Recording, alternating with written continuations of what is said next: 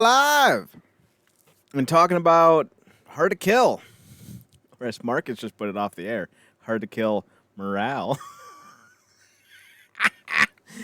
Oh, he's clever. He's a clever guy. So I words. I don't know where to begin with this because something happened yesterday. Yeah. The whole thing's a mess. Just the worst. Now, for clarity, I'm white, Marcus is black. Just so you're aware of who we are and what we're about to say. Because I don't want there to be any misconstructions or misconstructions. I don't even think that last word is a real word. So, for those that didn't know what happened, here's the long and short of it. Allison Kay randomly tweeted out to Tessa Blanchard. Tessa had posted early Saturday morning, something to the effect like, it'd be cool if women could support women, and something to that effect. And Allison Kay, former Sienna, goes, you once slapped a black woman or spit in a black woman's face in Japan and called her a racially derogatory slur. I don't know if it was the hard R or if it was the soft A, but I know for some people that doesn't matter. So immediately, the timing was suspicious. Allison Kay is clearly doing this because of the history that was possibly about to be, maybe was made, definitely was made, maybe wasn't made tonight, i.e. Sunday night, the 12th of January in the year of our Lord, 2020. And, of course, the Lord is Baby Yoda.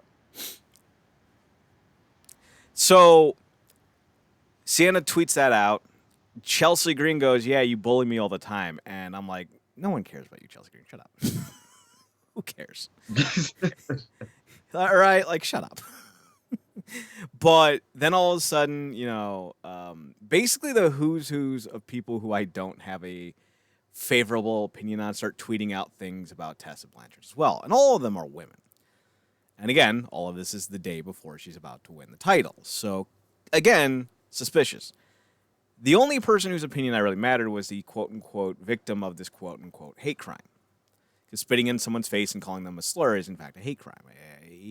Maybe not in Japan, but in Japan, child porn is literally given, a fine. They don't even send you to jail.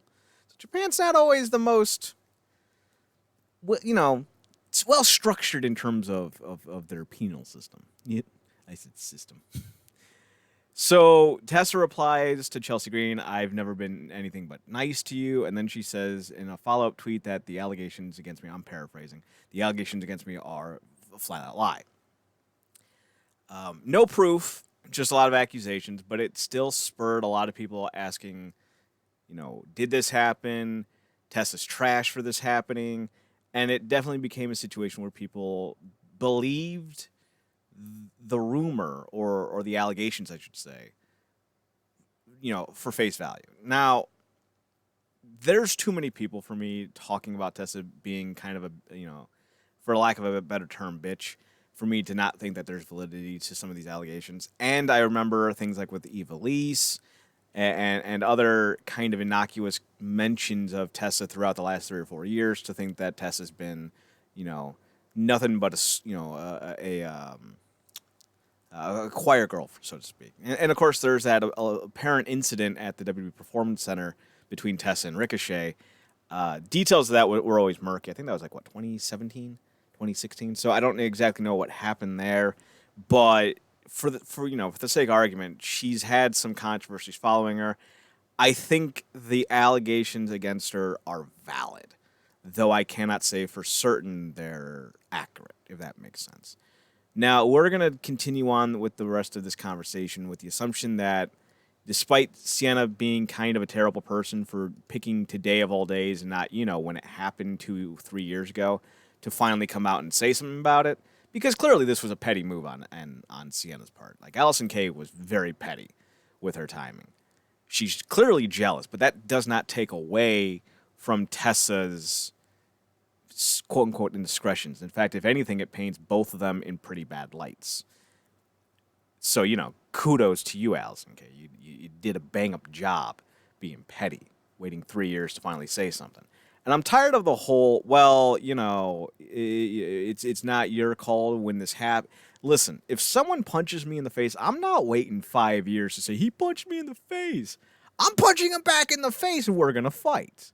If you insult me, throw a slur my way, spit in my face, either I'm going to die or you're going to die. Like, there's not going to be a 10-year hiatus. There is, in fact, a statute of limitations on crimes.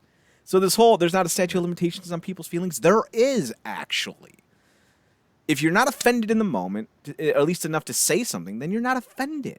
Now, this woman who was the actual victim said that she was afraid of being blackballed. And that's a fair thing. She didn't say anything. She was kind of dragged into this by Allison K. Kay claims that she had permission. I don't believe that. I think she got permission after the fact, or at least approval after the fact. I think her name's Black Rose? Is that her name?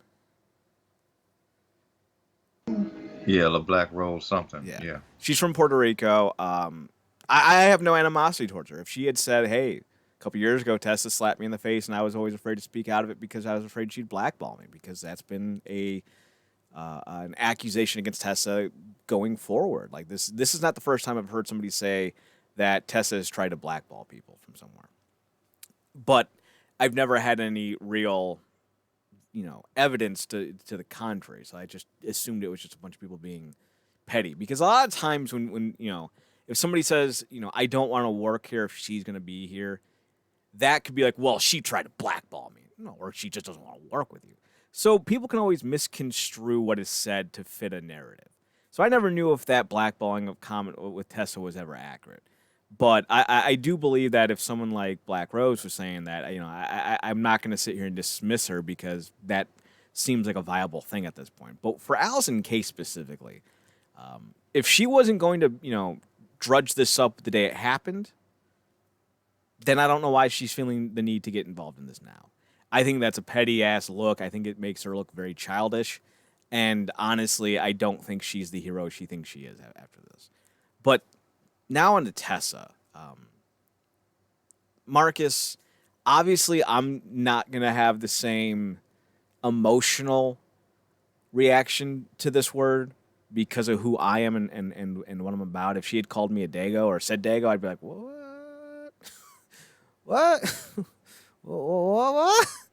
So for me, this is a word that doesn't have the same power that I'm sure it has for you. So I want to hear your take on this, because obviously this situation affects you more than it affects me. I mean, it's just disappointing, if anything, just because of, anybody that's listened to us for a while knows that I'm a fan of Tessa, and have been since she's came into Impact and everything she's done, and seemingly the way she's portrayed herself, solely in front of and behind the camera, of what I got to see. But it's disappointing, and we talked about, because we've seemingly had to talk about this, similar instances with this, unfortunately, for brother, several yeah, sister. That's not what you're trying to say, Hogan. brother, sister. Well, it's so weird looking at know what you know about Hogan now, and like the offense that happened when Booker said the word. Right. It's like, that's. But I digress. But yeah, it's just disappointing. I think I said on the previous show, I'm kind of past the point now of like being one of these people, specifically black people, that are shocked that the word still gets used by people of other races. Mm-hmm. Like we passed that point. Like, no, like it's stuff. Some of the worst instances and aspects of our society are still very alive, and unfortunately, due to this regime, it's thriving in certain instances. So, like I said, it's disappointing, and you said it ain't really no excuse for it, because if she didn't, it's not like she was ignorant to it, because if she didn't know the negative impact of the word and what it could do, throwing at somebody that was black, she wouldn't have used it in the first place. Right? Like, this isn't Josh Allen hanging out in a all-white Montana countryside where the only minority is that Catholic down the street. Tess has been around minorities most of her life. She's aware. She understands. Like, this Yeah. this is the only defense of this is if they had a conversation, did this in the ring, and did it intentionally with that, as a specific moment in a match. But that's not been the conversation that I've been hearing. This was apparently something that happened backstage, so I don't really know what's going on. Now, the other thing that I think about is a lot of people don't have the balls to really stand up in that moment and be like, yo, you don't fucked up. We gonna have a conversation. So I wonder how many of these girls that are now coming out and saying, oh yeah, I was there, how many of them said something? Well, Because it's funny enough. go Yeah. on. No, go on. Because I seen one instance where Cedric Alexander's wife, Big Swole. She also came out on Twitter and she basically said, "Look, I don't have a particular take on this thing one way or the other, but I will say she did say that she's friends with the victim in this instance, if you will. She said that they had a conversation when it happened, and the young lady specifically asked her not to say anything Yes. because of fear of getting blackballed. Right. So she kind of came out there and clarified that. And I thought of everything that we saw, um, sitting the stuff with Sienna's timely assertions and Chelsea Green and whatnot aside, I think of everybody, she probably had the clearest type of deal because she said, like, look, I don't necessarily have a dog in this fight. Obviously, she's black, but she was like, I'm not coming out condemning it one way or the other. But it did happen, and obviously something could have been said, but I was specifically asked not to. So that kind of set things up. And when you kind of, like you said, when there's smoke, there's fire. And there was a lot of smoke that came out afterwards. And you could kind of, if you piece things together here and there throughout the years, like you said, you've been hearing rumblings, and even Tessa's come on interviews and talked about having negative, I guess, interactions with people because of, I guess, people took umbrage with her last name and thought she was just go Coates or whatever, and kind of have said things that I don't know if she's been a quote unquote bitch to other people in retaliation to that, or she's gotten in certain situations expecting that because it's happened other places, so she's preemptively striking in that regard. Mm-hmm. But again, that's none of that. What I just said is an excuse of it. I'm just saying, looking at the historical context, clearly there have been a lot of maybe not so favorable interaction when she's been involved for one reason or the other. And part of this needs to be pointed out. A lot of this is immaturity. She got into the business real young, and if you need to ask why the WWE has a minimum age for their main roster, this is partly why. Because dumb young people do dumb young things. I don't know if she's an out-and-out racist or if she just is unapologetic and doesn't care and doesn't take other people's opinions or feelings into consideration. I don't know. She has a history of dating minorities, and I know everyone's going to say, well, that doesn't mean she's not a racist. Y'all, I know hardcore racists, like devout. They don't date out of their race. That's just how it is. She might be prejudiced. She might have, a skewed slant on certain people, but racism is hate, and people need to realize that. Like, there's a strong difference between being prejudicial and racial. If you think Japanese people can't drive cars, that's not necessarily racist. That's prejudicial. Now, prejudicial is part of racism, but hate is the tantamount need for racism. So I hope Tessa grows because I don't want to think of her as a bad person. I hope she grows. I hope she learns from this, and I hope she takes responsibility for this. You can't do this kind of behavior and not be held accountable and not have to do better. And I think the most disappointing thing is instead of just saying, yeah, this is what happened and apologizing for it in whatever context needed to be apologized for, she instead just denied. And I don't know if that was, Impact saying just deny, or if that was her own brilliant idea. But there's too many people coming out saying that this happened for there not to be something to apologize for. Now, I do want to bring this up, Marcus, because the one thing that's kind of getting lost in the shuffle is what exactly happened. We don't know. That's the one thing that hasn't been said. So there's only two real possibilities here. One has a lot of cloudiness to it. One, she says this in the locker room in front of 30, 40 women. They all hear it, or 8 or 9 women. I don't know how the locker rooms work in Japan. She says it in front of a bunch of people. A lot of people hear it. They can all verify the story. Boom. There's no defense. You know what I mean? But if Black Rose is just saying she said it, and everyone else is just believing her, does that change the narrative in your point of view? It's so weird because, like you said, we only hearing. Well, it's not even like really neither side, really. Yeah. If you look at because one side's just saying that it happened, and then when you kind of maybe do some levels of separation here, because I think from a lot of fans' perspective, fans that just kind of want to be in the zone of being pissed off, they're combining everything. Like this one person came out initially said that she called somebody else this slur, and then the other person like, yes, and I was bullied. I'm like, that's not the same. Calm down, Chelsea. No one cares. Sit down. She burned down my house. She threw a rock in my tire. She ate the last slice of pizza. Oh my God! Now we're getting into some real crimes. The Fiend. No. Oh,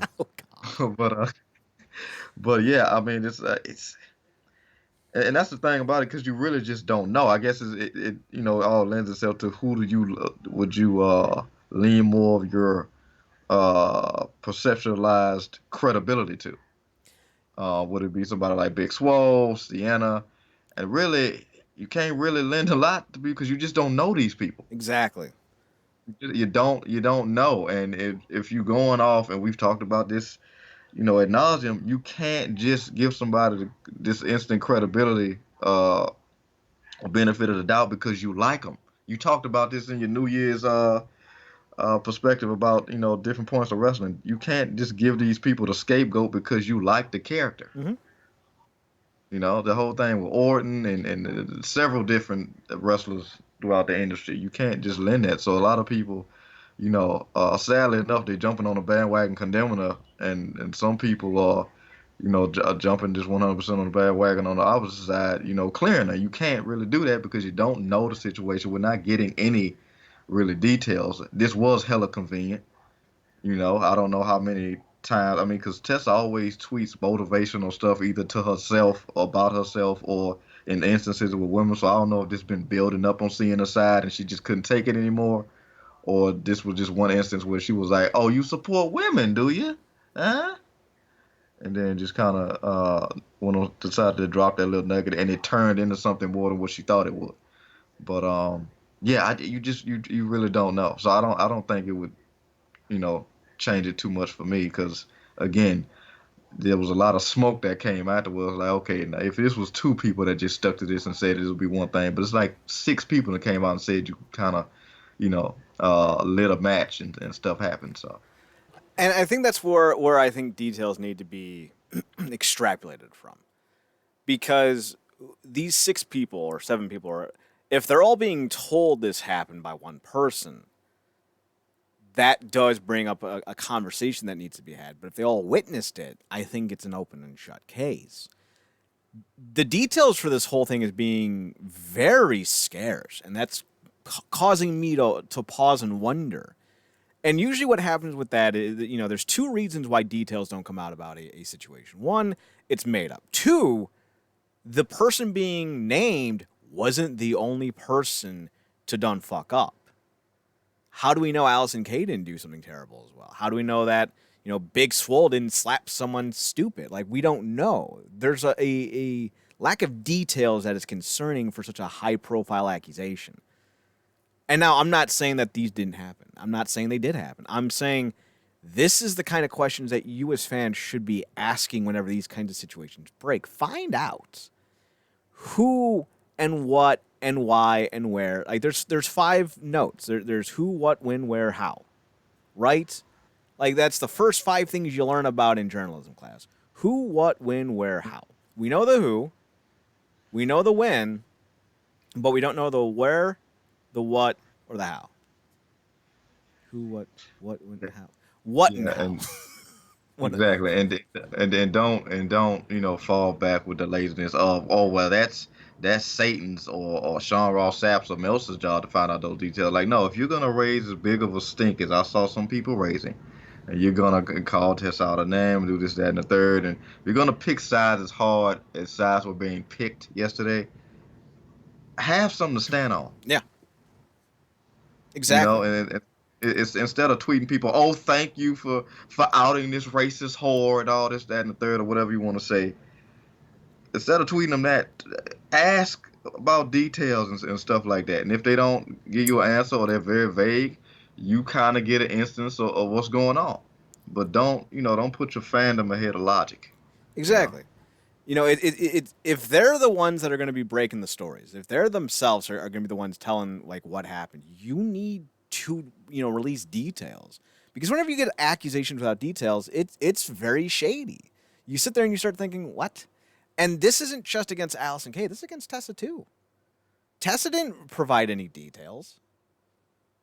So we're supposed to sit here and pick a side in this conversation. Who was Allison Kay and Black Rose lying? Was Tessa lying? Who's lying? Someone's lying, and I don't know.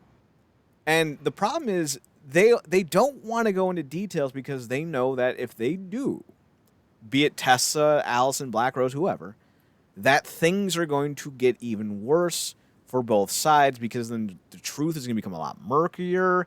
Maybe Black Rose said a slur to Tessa. Does that change anything? I don't know. So all of a sudden, this kind of conversation becomes a lot more layered. It's never this simple. I've never in my life witnessed just some randomness in my life where just two people who didn't like each other just met for the first time and started shouting at them. There's always more to the story. There's always something that builds up to that moment. That doesn't justify anything that Tessa may or may not have said. I'm just saying there's more to this story that is being left out for clear and obvious reasons. And that's even the more disappointing part, you know? And I wish that whoever was lying would just be like, listen, this is what really happened. I don't fucked up. I'm sorry. And if that's Tessa, that needs to be Tessa, especially considering what Impact just did tonight with her. Because you cannot afford bad publicity. And she just brought on a whole shitload of bad publicity. Yeah. I guess in a way it backfires. I guess if you look at it from a real, let's 100% remove all the negativity out of the situation. I guess it benefits them in a way because it's like, well, you end up kind of controversy snuck up on you, but we put it on you anyway. So obviously, we're the people you should rock with and like stay with when contracts come up and stuff like that. If you want to get down to the least common, You're not decibel of wrong. relevance, You're not wrong. yeah. 'Cause, you might not want to go over there where, like the CW, AEW is open to all. They're not open to races. We might be, hey. Depends on how much merch you move and how many tickets you sell. Hey, but again, closing that Pandora's box.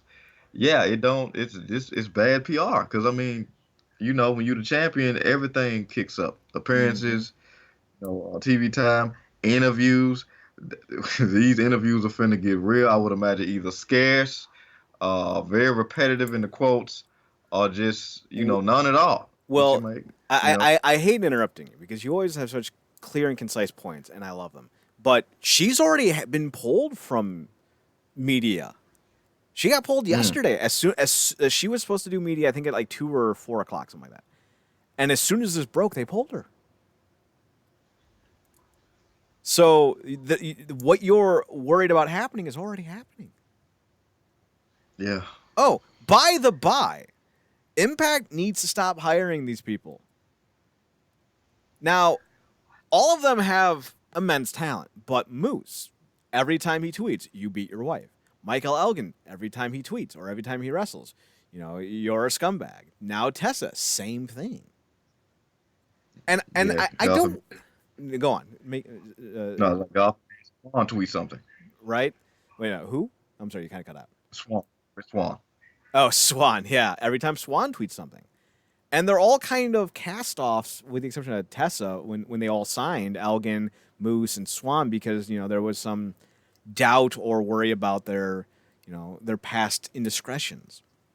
Now, I'm also someone that doesn't believe in the cancel. I don't like it. I'm all for rehabilitation.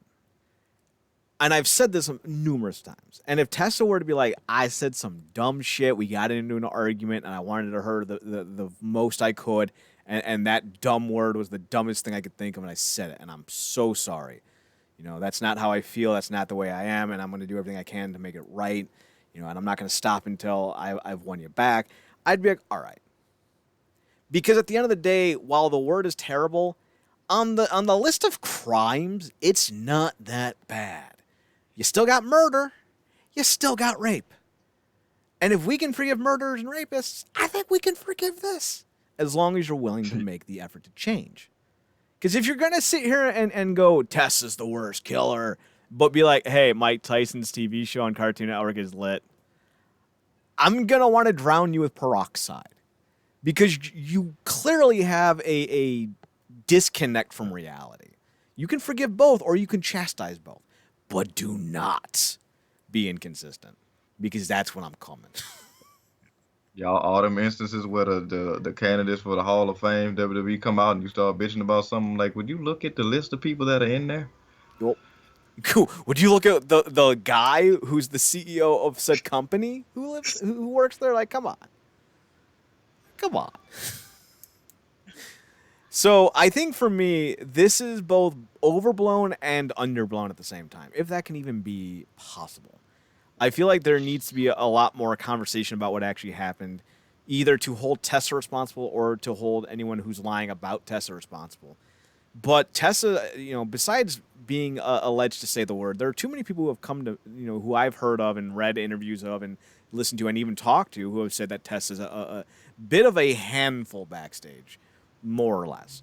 So that alone should warrant an apology. That alone should warrant her saying that I need to take responsibility for my actions. But beyond just that, you got to be better. You got to be better. I don't think anyone is born evil. Well, maybe sociopaths, but that's a different conversation. But I don't think that you are stuck in this definitive, ruts. We've talked before about former members of the Klan who repent and apologize and try to make amends for their actions because they realize how done fucked up they were. I think it's possible that you can come back. I don't think you have to live in that bubble of being a bigoted racist your entire life if you want to make the changes. But you got to make the changes. You don't just get to hand in your racist card and get your non-racist card in return.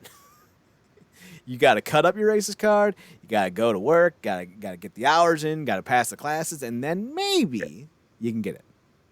Yeah. I see it all the time in the community, and have watched other people within the black community talk about it. Pimps have turned into pastors, um, stuff of that nature. Whole drug dealers have turned their life around and be prominent leaders in the community and stuff like that. You can change, but we're kind of in this weird time now, whereas again, some people. We talked about this too. A lot of people, specifically celebrities, don't feel like they can afford the negative PR run, so they immediately put out an apology. It's kind of stock, but people are begging and bitching for you to apologize, so you get that out, and then you kind of you know give out the perception that you're doing the work. Then you got people who double down on their stuff. I think we kind of seen an instance of that with Kevin Hart. Mm-hmm. And then you have some people, and maybe this is an instance, and I guess maybe this is an aspect of it to talk about too. Some people try to uh, because not saying something about it, one way or the other is allowing others to control the narrative.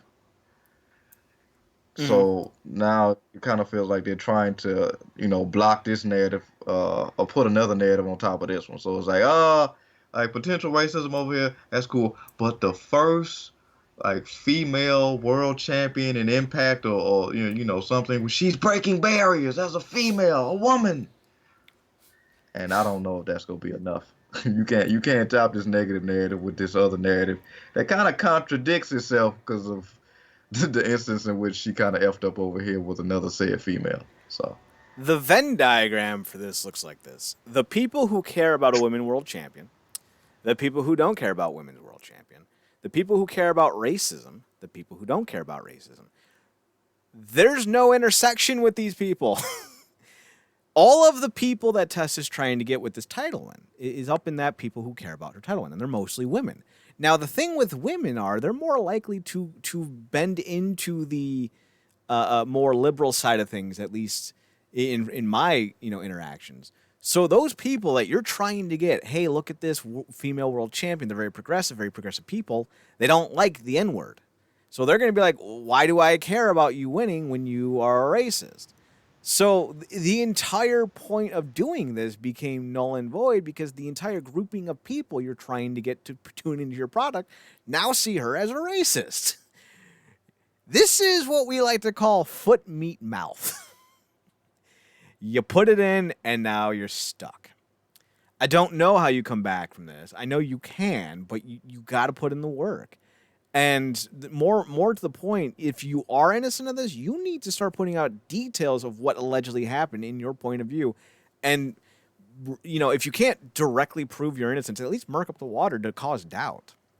You got to do something. Either take ownership or come out swinging. But this whole silent game, it does not work in today's era. People are too tribalistic. They hold on to grudges for too long. They hold on to grudges that don't actually have anything to do with them. Like, man, I've seen more people butthurt about wrestling drama that has nothing to do with anything. And not even crimes. Just like so-and-so said so-and-so. And they double down the hardest for no reason. Like, Seth Rollins is a douchebag. Yeah, but the number of people that were, sending him death threats because of what he said about Will Ospreay, it's like, the fuck? This has nothing to do with you. Calm down. So I think this whole Tessa thing is both overblown and underblown at the same point. And, Impact should have made the smarter move and not gone with her as champion just to avoid the controversy. Because they can't afford, especially tonight, they can't afford to have a lot of negativity because the other big news, jockeying off of this is one of their own just signed with AEW tonight. Or maybe not tonight, but tonight was their last night. So I think the question that I have, Marcus, is do you think, do you feel a need to hear an apology from Tessa? Do you have to have Tessa issue an apology? Personally, just for you, not for the community. Speaking only for you. For me, I don't. I would rather acknowledgement over an apology. For some people, that's one and the same. I think it's maybe there's a difference for me, but nothing else. Acknowledgement of maybe something, an instance where it happened, because something had to happen. Mm-hmm.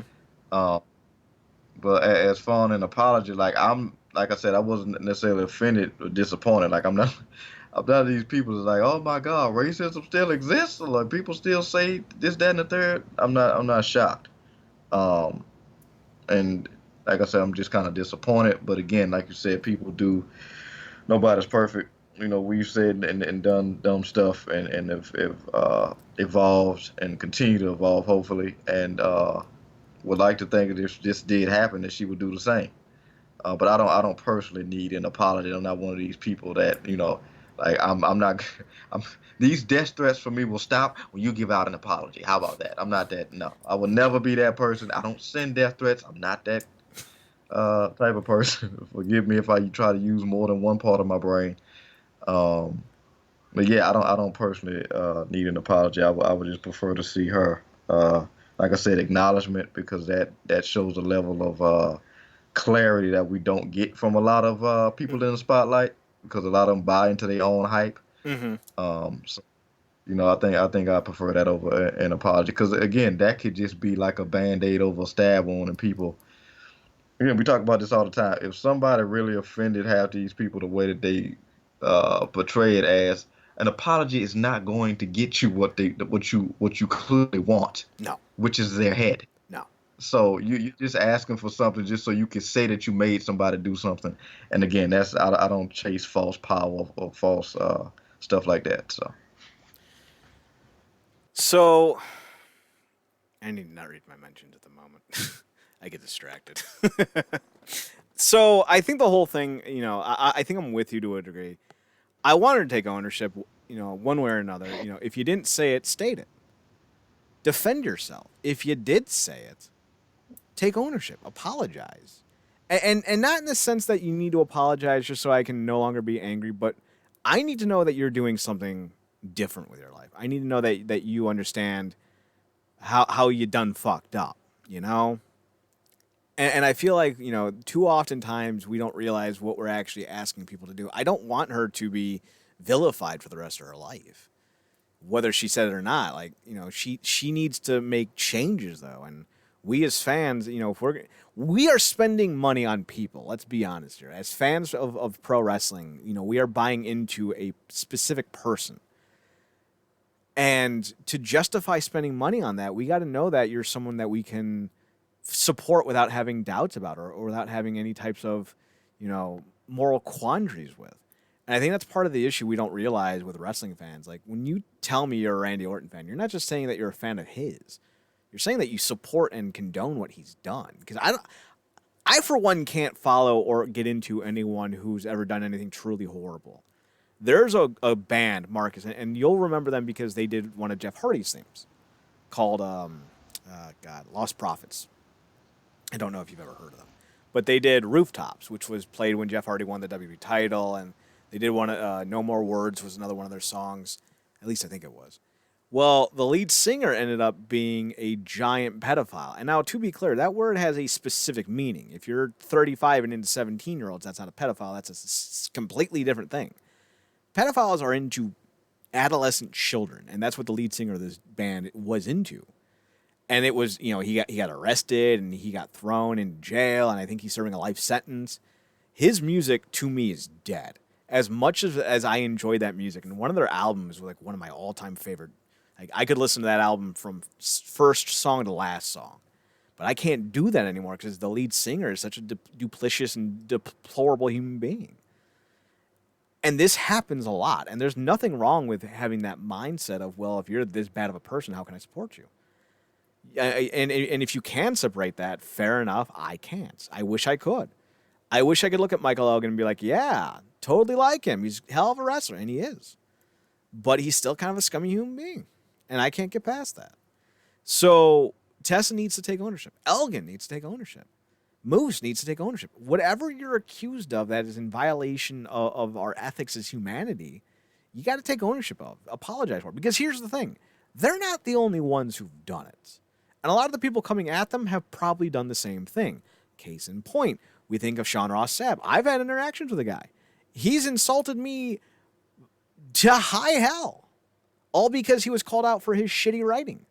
That's a form of bullying, but we don't go after him. We think of Ryan Satin, who literally stalked a porn star for an autograph. We don't go after him, although some of us do. So what I'm saying is, one, have perspective.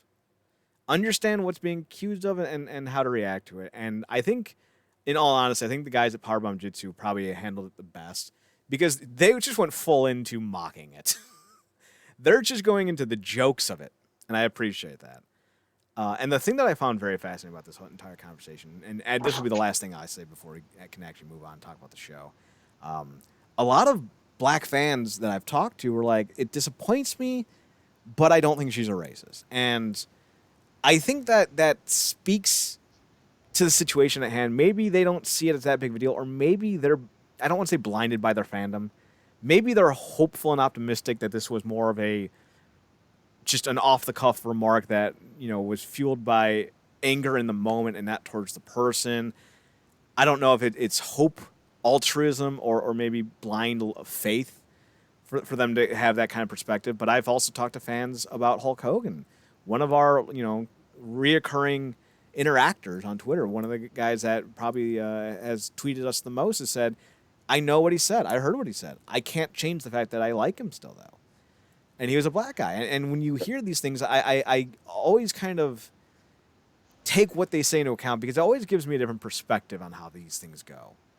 It gives you a different, idea on how everyone takes to this. Yeah, yeah, and it's interesting. You talk about how the fans were split with Hogan. Maybe I guess the separation of how people took that was because we're just being told what was said about Tessa. They heard what he said. That's very true. That's very true. Yeah, and they also heard the energy that was associated that came off him when he said that. Now, obviously, he was in a very precarious position in his personal life and what have you. Again, that's not excusing the little tirade that he went on at all. It was trash. But there's a different perception that you gain when you literally hear it from the horse's Hmm. mouth. So and then again, now every time the man says brother for actual brother, it's cringe. you know. And again, that's the brilliance of Powerball Jutsu because they could just take that stuff and volleyball it to comedy high heaven all day.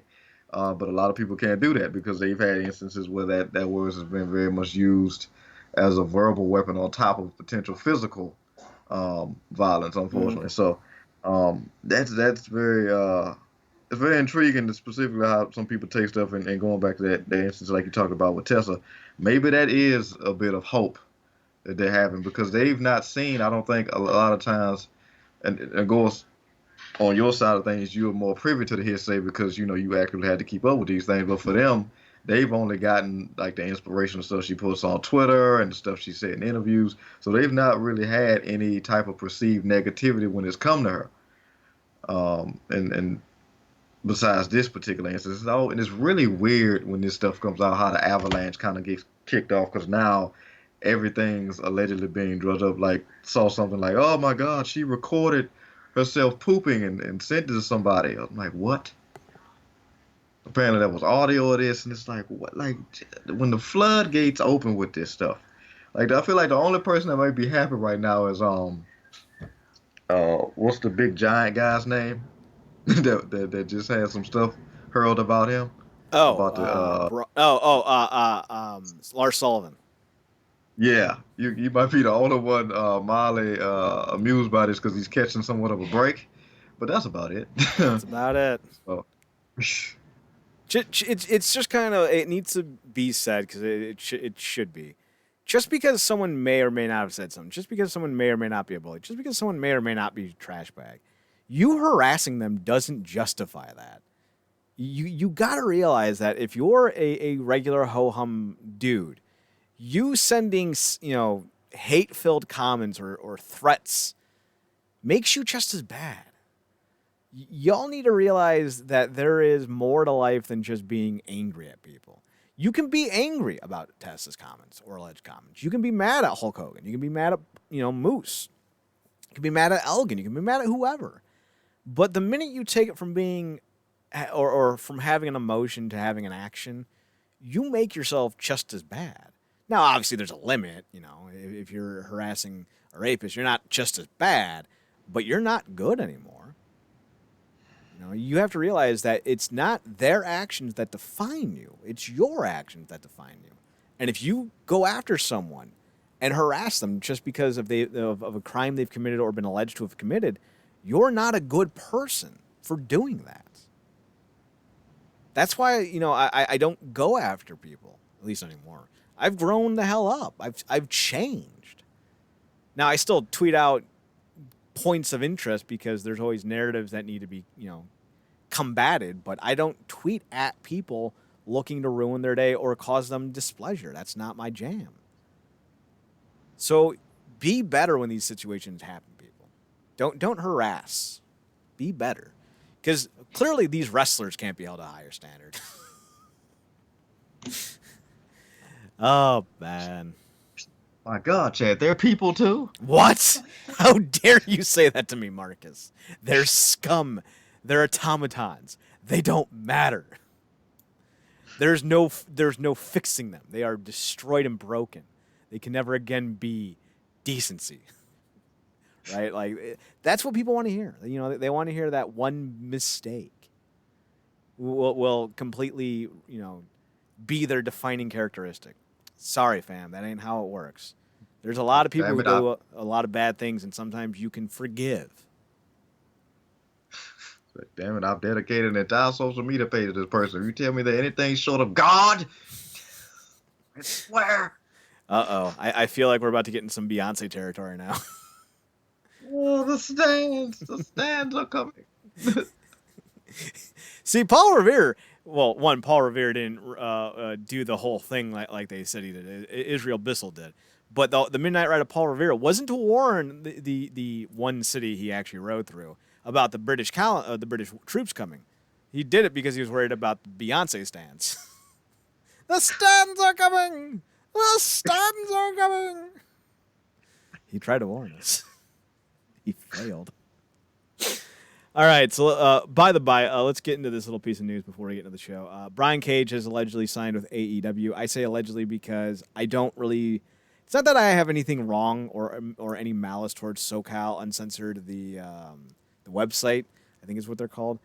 I don't know their track record, truly. Yeah. And that's kind of why I'm saying allegedly. But they're reporting that Brian Cage has signed with AEW. This isn't that shocking because he does have some ties to AEW and he has worked with them before in the past. And honestly, I kind of feel like, yeah, but whatever. Because I don't really think that his run in Impact was all that impressive. I like him, and I thought he was good on the mid card, and he added some matches. But as far as like losing like a draw, I don't think they did. Truthfully, that's just my. I can't say that I can't say that I'm that extremely moved either. Maybe I feel like the same in the realm that I did with Morrison. Like I feel like he did a lot, had a lot of instances. I mean, I think maybe some of his best stuff was with Callahan, mostly on Callahan because of the level he kind of had to kick up. During the feud. I would like to keep, if this is true, I would like to keep Melissa in a divorce. I think we'd all like to keep biased. Melissa in a potential divorce. We're biased. God, those eyes. If you have to take a woman, I will levy off Katie Ford only because she kind of weirds me out a little bit more. She weirds me out more than she turns me on. We offer Katie Ford as tribute. She turns me on at all. We offer her as tribute. You may have her. Exactly. We want Rob Van Dam too. That's fine. Perfectly fine. Thanks to cannabis too. Oh man. The rascal's like, wait, stop the bus. Stop the bus. He's got our shit. Sorry, rascals. I didn't realize that you still had some of your stuff. My bad. Oh, we're dicks. I don't know if I'm like if as far as a backstage personality, I think Melissa's done because obviously they had an opportunity to use her tonight. They filmed an episode of Impact tonight as well before the show, kind of like how Ring of Honor does it, which I think is a smart idea. But Melissa was nowhere to be seen. So I think they've moved on from Melissa. And they've been using a lot of Jimmy Jacobs, who is also one of the creative minds of Impact, a lot backstage as well. So I think Melissa's time in the company is probably over. And honestly, as much as I love her and think she's fantastic at her job, she was mostly just being used for the Twitch commercial breaks. And I didn't think she was offering or providing anything besides just kind of going through the motions. She did her best. I'm not going to sit here and at all claim otherwise. I think she did, very well. But you could tell that this was not content. Not so much what she was watching, but you could tell that this was not content she wanted to necessarily be diving into. I think she wanted to do more original stuff and not just, oh, hey, how cool was that, Eddie Edwards match? Or how hot did Gail Kim look? Like, I think she wanted to do more than that. And I think that's why, the commercial breaks probably don't land with me as well as they do. I think the best thing to do for the commercial breaks is just get advertising for the Twitch channel and play that instead. Yeah. You make more money. We all expect you to not be there. And the problem, especially, and this is a specific issue with Melissa, is that her son will act up sometimes when she's doing her job. And I understand being a mom, being a father comes first. I'm never going to deny that.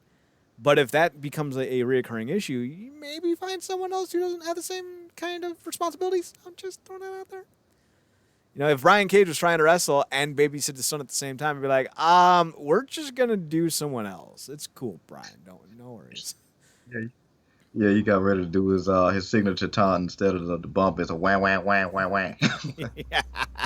The little baby's like, wah, wah, wah, wah, wah. And then he just fucks up and goes, wah, wah, wah. And Brian's just like, no, that's not how we practiced. Oh man. The sad thing is, like, if Brian Cage was going to the AEW I wanted on Inception, I'd be like, yeah, this is a huge hire. But they're not very good at what they're doing. Like, AEW is being ran by someone who's learning on the job, and they don't have the luxury of being ran like that. If you were like TNA back in 2002, where you were on weekly pay-per-view in front of maybe 5 to 10,000 fans a week, there's learning time. Like, you have the opportunity to grow. You have a guaranteed outlet. You're there for X amount. You know, you're not there for X amount of days. You're there for as long as you need to be. You can grow and develop and learn as you go. But as soon as you landed on Spike TV, you needed to have people in charge who knew what they were doing, because you didn't have a lot of room to fuck it up. And Dixie Carter still found a way to fuck it up. And I think AEW is in the same situation with TNT. I don't know how long their deal is. I think it's only a year. So they need to prove that they can do it. And right now, they've already lost 2/3 of their audience.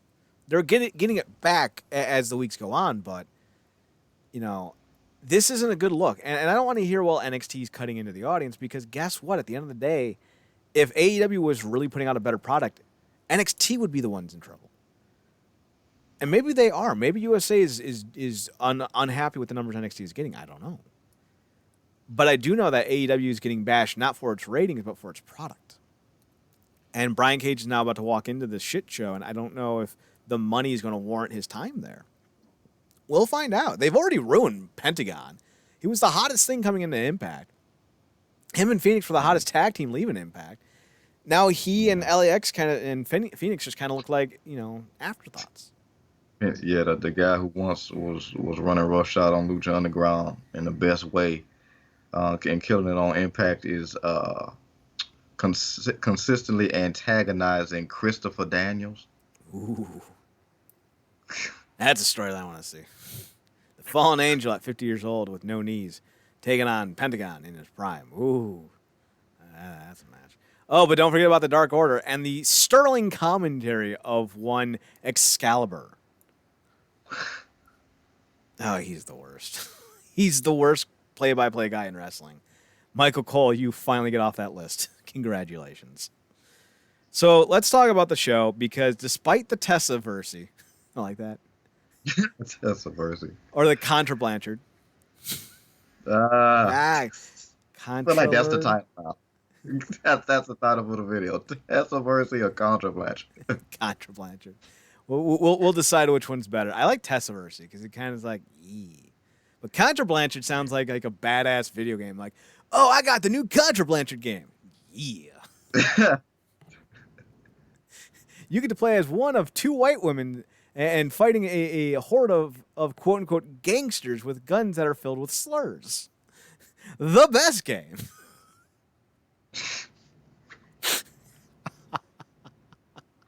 We're dicks. Appropriation game of Sims, basically. Well, no. When you win the game, you appropriate the culture.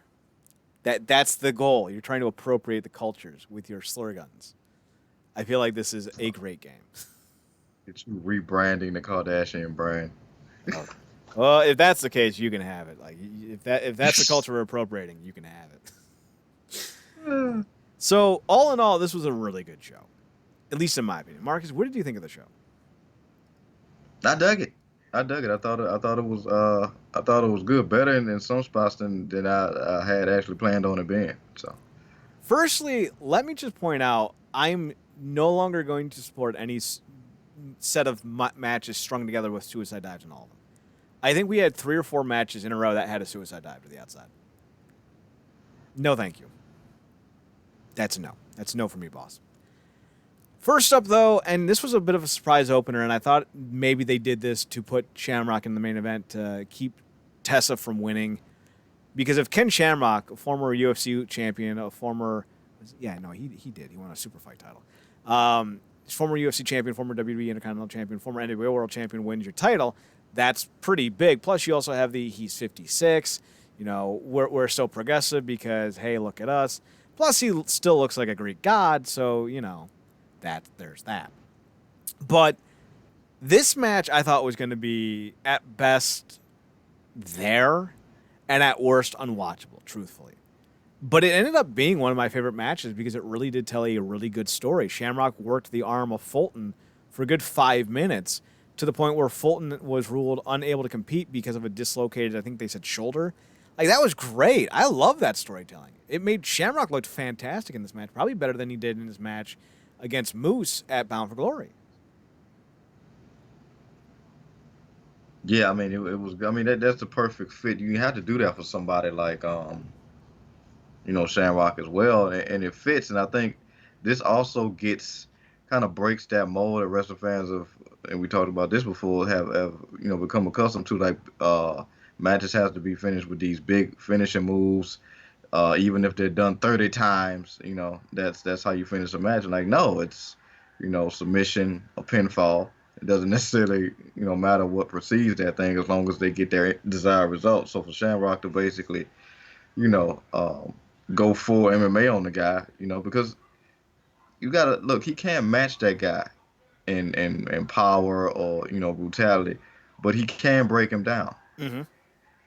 So that's to me that's just a brilliant move that works well for Shamrock's background and doesn't require him to be doing trying to pull off like that Brock Lesnar WrestleMania shooting star press that nobody asked for. God, I still remember that. I don't think you can ever forget that moment. 295 pounds of stirred up Vanilla Gorilla doing a fucking shooting star press onto his head. Because you've seen every shitty aspect of it as it was happening, and you couldn't run from it. He didn't get high enough. He didn't rotate enough. And then he landed short. Like, everything that could go wrong did, except for the fact that he didn't break his neck. Now, I don't want to say breaking his neck was going to be a good thing. But with everything that went wrong, I'm surprised he didn't. I'm glad he didn't, but everything that went wrong should have led to a broken neck. Like, 1 + 1 + 1 = 3 in this situation, but not this time around. In this case, 1 + 1 + 1 = 0. Somehow he survived, and I do not know how. But Fulton, I thought, really did a good job selling for Shamrock. Shamrock looked fantastic. And I do think him as world champion might be a pipe dream, but it might not be. Who knows? But I do think a secondary title for a guy like Shamrock would be best served because I think he deserves a bit of gold. I know he's on steroids. He's obviously on steroids. But I don't care. Like, if he's going to do it, whatever. This isn't a real sport, so I'm not going to be a stickler about it. But I think a guy who keeps himself in that kind of shape, who's still that athletic at 55, 56, I think he should be rewarded. And it's not like we haven't seen it before. Flair, Funk, they've all won titles in their 50s, so why not Shamrock? So overall, really good match. Right guy won, obviously. Next up, we had the Triple X Division Champion. Yeah, I said it. Dirty Ace Austin taking on Trey Miguel. Couldn't think of a name for him. Sorry. This was another good match. It was a lot more physical than a lot of X Division matches were 10 years ago, which I think is a good thing for this because it kind of adds that element of not being so much about the title as about the disrespect to his mother. So it added a bit of intensity that not all X Division matches have always had. Even with Samoa Joe, like, yeah, he's a very physical wrestler, but I never really felt that the Samoa Joe X Division title run, besides the Daniels and Styles stuff, was really all that steeped in hatred or anger. Like, that stuff was, but like with Sabu and moving on when he lost the belt, who did he even lose the belt to? I think he lost it to Loki. Is that right?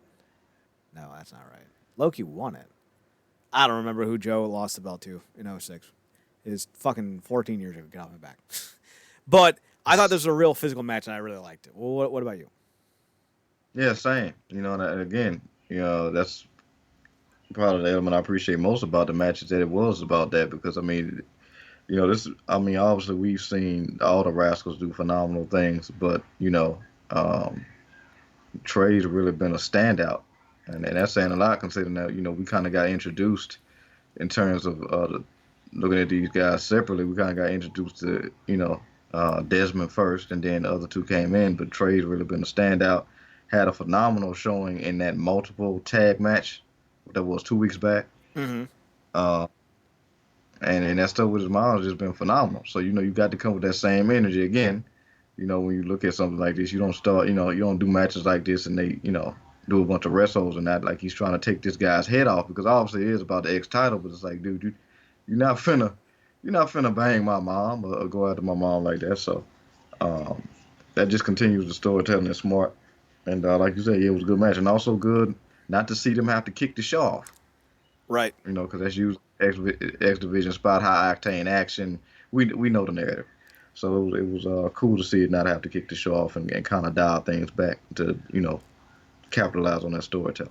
I think one of the things they should go back to, and this was an old thing that they did like in 04, 05, 06, put all the title matches last. It doesn't matter what middle ground feud or what main event feud is going on. The title, I think, should always go last on the card. So your X Division knockouts, Impact, Heavyweight, and whatever else you got, your tag teams, those should be your last four matches all the time. So I would like to have seen this higher up the card because I thought it was a really well-deserving coach. I'm watching the news about Kevin Stefanski taking over for the Browns, so I said coach. I thought this was a really good match, and I thought it deserved a higher placement because it did bring a uniqueness we don't always get in X Division matches. So I'm right there with you. ASOS entertains. I think that was the right decision. This was the match next up that I think had a lot of fans shocked with the decision, but not necessarily in a negative way. Taya, Jordan, and ODB had a triple threat. Taya ends up winning, pinning ODB. Now, I know a lot of people expected Jordan to win. I know I had an idea that if they were going to do a rematch at the next pay-per-view, if it was Lockdown, having Taya win makes sense because then the cage would negate Johnny Bravo's involvement, and it would set up for a title win at a bigger event. But they announced that the next one's going to be Rebellion, so it looks like they're still not bringing back Lockdown. I don't know why they're teasing the return of Rebellion. I don't think anyone was really excited about that because it's not a concept, it's just a name. Like you're going back to pay-per-view, that's cool enough, but don't tease us with a quote-unquote returning show if you're not giving us a returning show that we care about. I mean, you're right, man. Look, I think those names for those shows was really great, specifically with the momentum of we are literally getting back or, changing the narrative of this company once again. Mm-hmm. But, Alien, the whole Hard to Kill, Redemption, like that really spoke to this new regime coming in and having to really, hold on to whatever fans were left and bringing fans back that had jumped ship.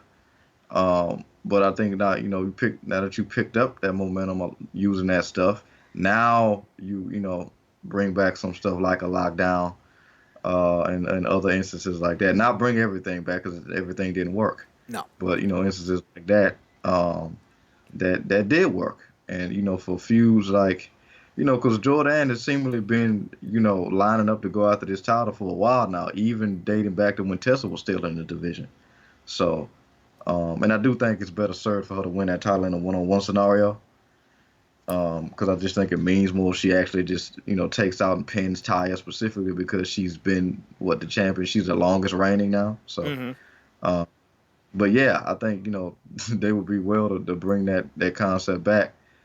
Specifically when you got guys like OVE, Callahan, stuff like that. I mean, those guys are built for situations like that. So, but we'll see. Maybe they are, and they're just kind of yanking out of chain right now.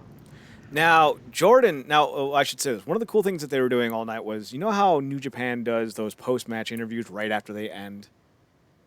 Mm-hmm. Impact was doing the same thing. Now, I don't know when these are going to be uploaded, but Voices of Wrestling was there. And they were doing some of the Q&A after the matches. And someone had asked Taya about the Tessa controversy. And Taya goes, I don't really care about Tessa. unless she wins the world title. Because then I want her title for title. Tessa wins Nice. on this event. Taya wins on this event. Both women are champion now. Does Impact do a title for title at the next pay-per-view in the main event? Would you want to see that? You know what? And I definitely wanted to talk to you about this because we vaguely, loosely went back and forth on. That was one of our detracting reasons for this whole Tessa thing, because it leaves the other women in a very precarious scenario, right? Because you basically put Tessa on this pedestal, and it's like if you're not going to integrate the other women, you know, it kind of looks weird. But this is a great way, almost like in a way introducing option C for the women, which I think is really brilliant in a way. Now, obviously, you know, Tessa and her have tangled before, and she's the one that initially took the title off Tessa to start this reign. And you look, you know, down the line of potentially somebody like a Jordan Grace, who is very believable as a world champion. You don't believe me? You get in the ring with the woman. You get in the ring with a woman or a husband, you'll die. Either way. And I think that this actually really is a good way of kind of, you know, keeping the women, you know, in the way without shunning them. Because this could be that. You know, this could be that whole thing of, you know, poorly done. It could be like, Tessa could be like, I don't, you know, need to be in that division no more. I don't, you know, I'm kind of out of their league. This could bring things right back. Because she seemingly was, she took a detour on that title after Gail, because she was going after the title, and then she became more obsessed with Gail than she did the title. And obviously when she beat Gail in the match, she turned.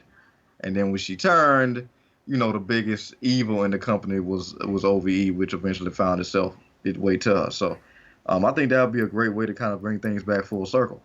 And if they're going to keep on this whole innovative type of deal down with the women, I think that'll be something real cool to do. There does bring up some complications, like if you now bring the women into the heavyweight division or the world title division, does that negate the impact of the Knockouts title? And I think that's something that should be asked, because it did to a degree with the X Division title. Not every woman in this division should be or even could be a world champion in the eyes of many. I think the two that you could argue outside of Tessa are in order, Jordan and Taya. So it's not like these are, you know, it's not like they're putting Alicia Edwards, who's 100 pounds when she's holding a 10-pound weight.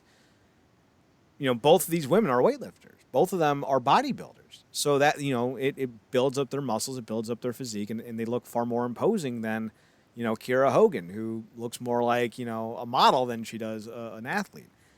So I think that does help the perception. I think the thing that I'm both, again, I don't like intergender wrestling. I've never been shy about that. But I think one of the things that intrigues me is this idea of a double champion or a championship for championship kind of situation, because that would be unique and never before done in wrestling. So Impact would claim a stake to history, and I think if you're trying to rebuild the brand, Taya or Jordan, which I think is the better matchup, versus Tessa at Slammiversary, title for title, might be the way to go. And I'm stating this as someone who would rather have the women in their own division and the men in their own division. I wouldn't really have much of an issue with that because of the uniqueness and the possibilities that come along with that in terms of rebuilding the brand. Now, the whole thing again gets murky because Tessa. So would it be something that would be considered a a good thing still if they do this? I don't know. Like 2 days ago, this would have been all positive. Now 2 days later, not so much. Yeah. Because now you look at it like, how committed they're going to be depending on how worse this storm gets, right? Like how committed they're going to be to keeping that title on again, because there is something to be said for, this is one of our main draw talents, or maybe that's going to be spoken in the past tense as we move up in the year. There's a certain mindset to kind of keep her happy, and she's kind of been set on this whole intergender thing, and moving out of the kind of glass ceiling and being like, I can be this world champion. I can do something that's never been done. That whole deal. Like I said 2 days ago, this would have been all positive things. And I think what's helping this situation is the personalities of somebody like a Ty and Tessa, because they're very strong. They play off each other very well. And Taya could really do the thing of like, look, the person I beat this title for was you. You think I can't beat you for another one? That whole deal. It does set up a nice story.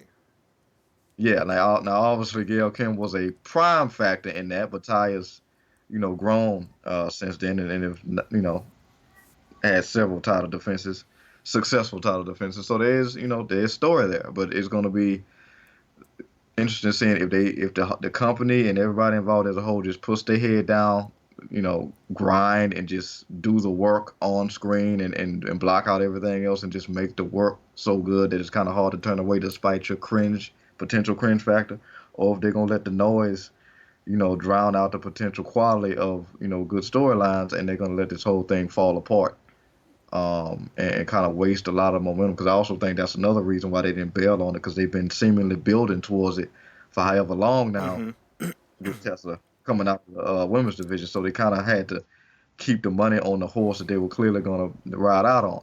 And Callahan is such a personality where he could take a L like this and still keep his momentum because of the character that he is. So it's gonna be interesting seeing the route that they take, because if they let this thing kind of cave in on them, it's not gonna be a good look at all.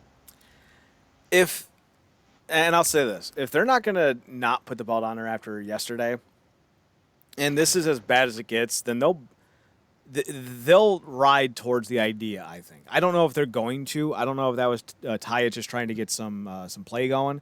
Because sometimes what happens, like, you'll know what you're doing next week or next month, but maybe in July you don't have a clue, so you're making a play. Maybe Taya was making a play to try to get a match with Tessa, the main event's anniversary. Maybe that's her entire game.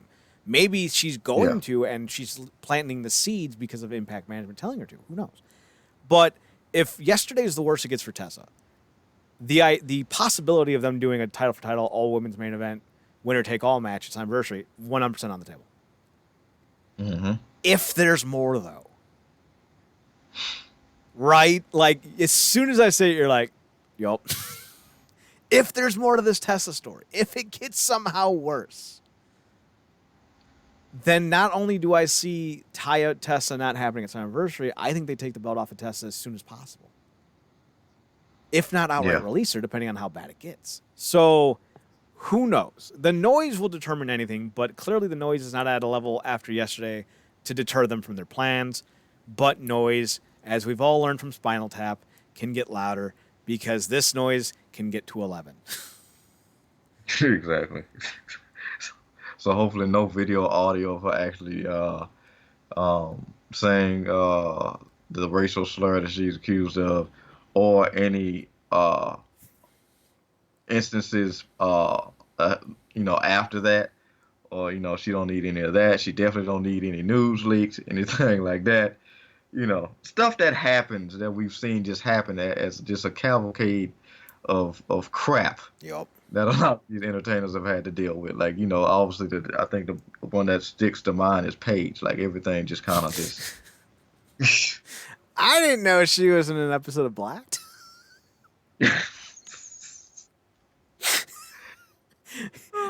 I'm just gonna ask this one time. I don't care who was involved, but she was apparently dating, and I keep wanting to call him Garrett Bischoff because he looks like Garrett Bischoff. Not all white people look the same, Chad. Hilarious. But Brad Maddox. Brad Maddox. She was dating Brad Maddox at the time, and either he or she thought it was a good idea to bring a third person into this. Now, if you're a dude and you want to watch a chick with another dude, I don't get that mindset. I don't care what color he is. Like, I don't care. Like, if this was Xavier and Paige and they wanted to bring in Brad, like, how do you make that decision? Like what in your mind goes, yes, please enjoy her? Like, what? Okay. What was the conversation like? You want to bring in somebody else? Like, yeah, you want to go look, out and see if we can pick somebody? Like, no, I'm pretty sure we got somebody in house. Right.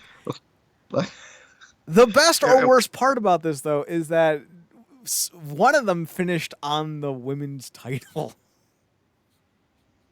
yeah, you know, I feel like that was Maddox, but you don't know. You don't know. And Oh, I'm guessing this was before New Day, because imagine if that was like the selection process. Obviously, it wasn't gonna be Kofi.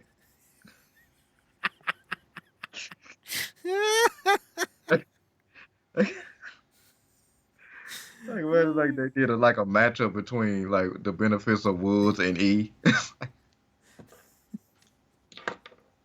we're we're canceled. I just got news. We're canceled. I'm the one who cancels this, but we're canceled. So then we get Cage and RVD, and this is the match that disappointed me the most because it ended up becoming RVD versus Daga. Yeah, Now, Cage had, I think it's called KT tape on his, I think, shoulders, I think. So maybe he was banged up. But this yeah. was like a big time built up match. And I don't even know what the bell rang for the match. RVD beats up Cage, uses a chair on him, and Cage ended up being ruled unable to compete. Daga comes out, makes the save.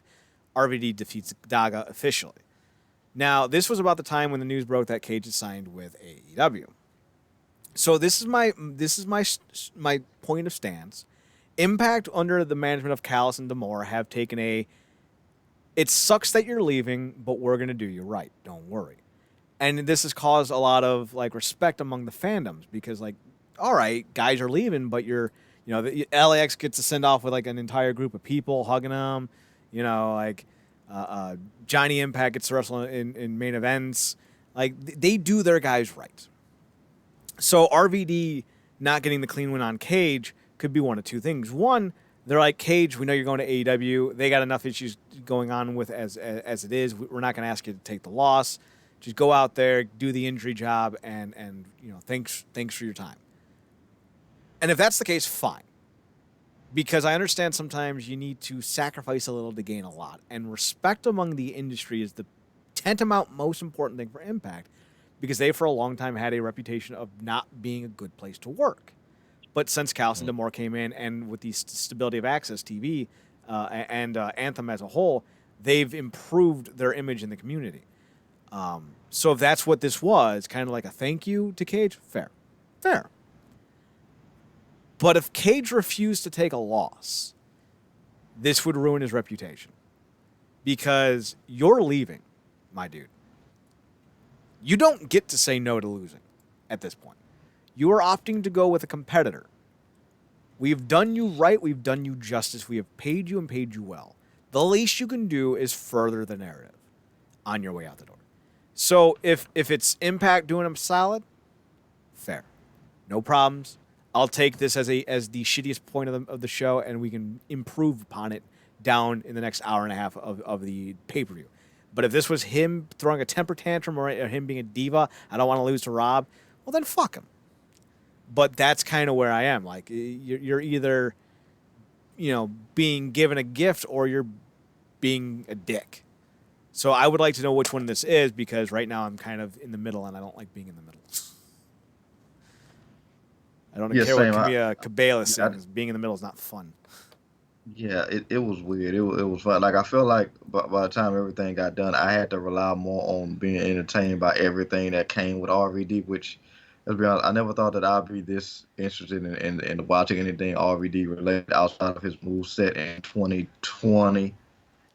But this new version of him is hilarious. And even though I said what I said about Ford earlier, a lot of it is due to her, because the woman is an eyesore. In whatever way, you take that. And then when they did this thing, like, oh my God, who's that? It's RVD's girlfriend's girlfriend. That was great. That was great. That's RVD's girlfriend's girlfriend. How does that even work? Well, she's the girlfriend of Rob's girlfriend. I don't know how I can be any more clear, Josh. How does that even happen? Well, you can't even get one date, Josh. So how can you expect two? And then Josh just goes, and having Callis be confused, but I will still have to try to explain it to Josh, who's married, by the way. to Madison Rain of all people. But yeah, it's hilarious in the whole thing. Like I don't even know if we should be watching this right now. With the whole interest and the ropes and everything. It's just a whole new avenue that's been opened up for RVD, and he's fully embracing it. And a lot of it is probably because he's not all there, um, at the time. So it's cool, but it really would have been cool to see because the whole narrative is I'm about to beat this guy who's basically stolen all my moves and can't do them half as good. So we see it all the time where Cage has kind of done this thing in his matches. Anything they can do, I can do better. And flex with it. To see that kind of happen between him and RVD would have been cool, but that's not what we got. And they've been trying to steadily push Daga. He's had some good instances. I think you said one of the best matches last year, where in terms of the TV, was him and TJP, who Mm-hmm. we don't often give a lot of praise to. Um, Daga's but yeah, they've phenomenal. been pushing him. Yeah, he's great. He's great, and maybe some of that narrative of pushing him is maybe because of some of his affiliations, which it shouldn't be calculated into that because he's phenomenal. And hopefully maybe they'll push him towards the X Division strap, but Well, I was gonna say that's not it, but then I realized that Daga's very close with Conan, and Conan has a lot of say in Impact. So maybe one of the reasons why Daga gets as much play as he does is because of the Impact relationship with Conan. But for Daga's talent alone, I don't really think that he's only getting that play because he's one of the top guys I think in AAA at the moment. So, it's Daga's phenomenal. He's Hispanic Davey Richards. That's partly why I love him. So yeah, RVD eventually beats Daga to win. Next up, this match made the entire controversy, conversation, nonsense, drudgery, and stupidity of the night worth it. Michael Elgin and Eddie Edwards had a barn burner, man. Holy hell. Like, the Amish got real tipsy during Rumspringer and burnt down the entire farm because that's know. how big of a barn burner this was. Elgin and Edwards killed it, crushed it. Oh, this was the match of the night, in my opinion. The physicality, the brutality, everything about it was perfect, and the right guy won in the end. This is, if Meltzer doesn't give this a 5 stars, I don't know what his criteria is anymore. I really don't. Because I would put this match on par with anything that Impact has ever done. I think it's one of the best matches they've ever put on as a promotion. I thought it was fantastic, and it really did have that New Japan Noah style versus style in there, and I love that. Oh my god! The only thing that would have made this better is if Eddie was wearing trunks and not stupid butt tight jeans and dumb sneakers. Do people still say sneakers? Is that still a word that we use, or is it just kick They sneakers? definitely use it like they definitely use it on the websites when they're selling them. But Right. yeah, this was that. I mean, look, at first I was I had my head tilted watching this because I'm like, we just got this on Impact, and then they kicked it up to a completely different level. They went to 11, And as Marcus. They much went to 11.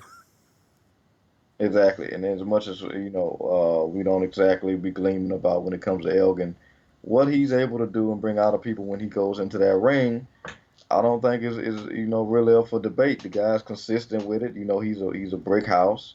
He brings it consistently a lot. He doesn't get injured. Uh, that I've seen a lot, and he's dependable in that regard. And Eddie Edwards is a workhorse, so you bring those two things together, you give them time, and you let those guys kind of do what they do. And like you said, we did get a barn burner, something that is very similar to what we get in New Japan. I think the fans loved it, and that whole thing. I mean, because look, he lost on Impact, right?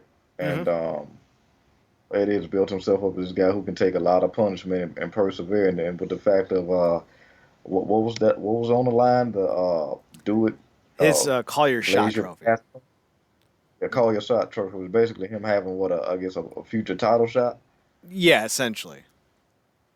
Yeah. So I mean that was great as well, and the fact that the way he beat him as well, because it was getting exhausting to a point. Like you said, it kind of felt like one of the Wrestle Kingdom matches where it's like, Jesus, will somebody just not kick out? And then he waited till that buckle bomb. Well, you seemingly think it's over because the buckle bomb always is followed by the Elgin bomb, and then he just countered that, which we rarely ever see somebody go for the counter, and he got him. and it really looked like it did make Elgin look weak, but it made Edwards look like the persevering, savvy guy with the last minute win that he's made himself out to be. So yeah, this was definitely a match of the night, just because of how we kind of like things. We'll get to the main event obviously, but yeah, it's a bomb burner. You got to give a lot of credit to Elgin as much as we don't like to. Hmm. I agree. I agree completely. Next up was the Moose Rhino match. Rhino cut an impassionate promo beforehand, basically stating, your move is called the no jackhammer needed spear. Well, you're about to have the no fucks given gore. And I was like, that's great. Rhino has been a That's a great shirt. signing. Yeah. Well, I don't know if you can sell that shirt in a family environment, but it should be a shirt. I don't know why Rhino was so beguiled in WWE because he's been a great addition to Impact. His promos are fantastic. He's putting over young stars, having great match with the young stars. The match with Moose was as good as can be expected. So I think Rhino, and this isn't the first time Rhino has had a good match. Like he had a great match with Elgin. So we know he's capable of putting on great matches still. And like this is the kind of signings that Impact should be doing more of. Finding these not necessarily bargain signings, but being a good enough talent evaluator to know who's going to be a good addition. And I think this was one of the times that they really nailed that with this signing of Rhino because this was a great match. And Moose doesn't always have great matches, and that's kind of what his one flaw is. He needs to be paired with the right guy. And when he's paired with the right guy, he's Yeah. phenomenal. But this was one of those opportunities where Moose and Rhino got to tear it down, and I thought it was a really good match. Yeah, yeah, yeah, and hitting that on the head with the comment, the no fucks given. That's exactly what it was with Rhino.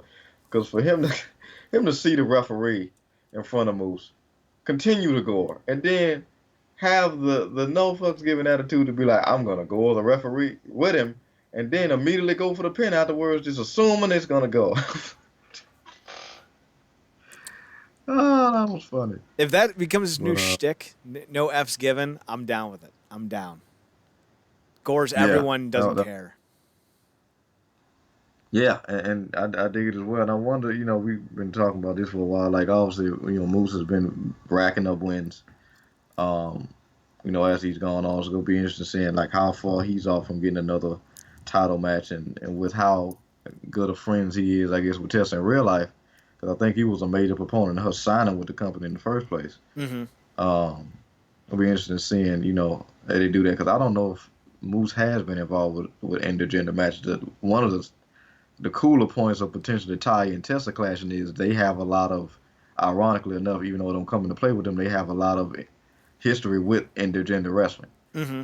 Um, and we know Cage has done his thing as well. So it'll be interesting to see if he goes after his good friend Blanchard. But yeah, he racked up another win. It was a good match, like you said, as good as you can expect from them too. Hopefully we see him down the line because Ronald was another one of those guys, and I think he did it on an addition to Impact where you just see him come out of off camera and then just gore somebody through something, which I love. It's One of always my favorite it's Ronald always things. great. The best Yeah, the so best Rhino gore, in my opinion, was the one on Abyss where he took him through the wall. yeah, That's from like '05, I think. That was great. yeah, Rhino's awesome. yeah. So then we get to the tag team title match, which I believe was the semi-main.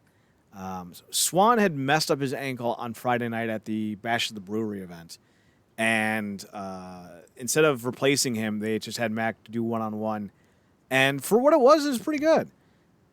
The only cringe spot was, I think, the biggest moment of the match was when Mac turned a double team suplex. I think is what they were going for, like a Tower of Doom suplex, into a off the shoulders Canadian destroyer. The move was great, and thankfully, at least it appears everyone is okay. But Josh Alexander had a broken neck, and when I remembered that, because at first I was like, "Holy shit, that was awesome!" Then I remembered how bad Alexander's neck was fucked up several years ago. I was like, maybe that shouldn't have been a spot because gotta protect Alexander. And either PD is given full carte blanche to everyone to just spam his move, or people just don't respect him enough not to do it. I don't know which one it is, but there was too many Canadian Nah, destroyers on tonight's show. it's funny because as we're talking, I'm watching the highlights from Blackpool too, um, the NXT pay-per-view. Oh, But okay. yeah, and it's like just like I said before, I'll say it again. That damn Canadian Destroyer is a new super kick. It really is. It's the new super. It's so bastardized. It's ridiculous. Like it doesn't even have any effect when I see it anymore. It used to be one of the main reasons why I tuned into the TNA besides AJ Styles, and now it's like like you said, either he's given the universal nod and approval, or they just don't give a f. And I think it's just they just don't give a f. Like it's just something else to throw in the repertoire. And how many times have we seen definitive finishes turn into false finishes now? People are hitting multiple tombstones as a setup for a lesser move, and it's just it's the way of the business now. So, but yeah, I don't know what's being done more, dives or the damn destroyers. Yeah, that's a hard argument to make because they're both kind of spammed ridiculously. I don't know if Swan and Mac were supposed to win this before Swan's injury, but I'm never a fan of watching a singles beat a tag team, so I'm glad that they went with the retaining of the titles. Plus, it further maybe this was all part of the plan. Maybe Swan wasn't really hurt, but even if he wasn't hurt or was hurt, this really kind of set up the narrative of, Mac doesn't think he's good enough for Swan, and maybe you can really parlay that into more of the conversation. Like, without you, I almost won. You better up your game. So if Swan ends up eating the loss in a rematch, you could easily turn Mac heel and have a great run with Swan and Mac as a feud, all based off this injury. So, like, there's a lot of potential here now. Or if Swan comes back and they win the titles, even, like, again, like, the injury propels them further up the conversation of just off this injury. So they're kind of lucked into this. Yeah, I mean, I think that's the thing. That was my favorite part of this match. Besides that, the freaking Super Destroyer. But that's classic Mac. A spot like that's classic Yeah. Mac. Because Mac is a guy like even if you look at the guy like, oh my God, who the hell is this? He doesn't look like a wrestler at all. And you watch his match, you didn't know anything about him. You're gonna be a fan of the guy by the time you're done. Mm-hmm. Um, and that's really the star pillar Mac, and you saw it here. And for them to have Swan watching that, like, see all that mess you was talking about yourself, you barely even needed me to be there. Then you damn near got the win. So, like you said, it could be a heel move. The great thing is they could go either way. But it would be cool to see them kind of, gain that momentum and kind of, pull like a Juice, Dave Finley thing where they eventually persevere to get the straps because they are those guys who could, defeat, those guys if they kind of persevere. So, yeah, it's gonna be cool seeing what they do. I don't know how badly Swan is injured.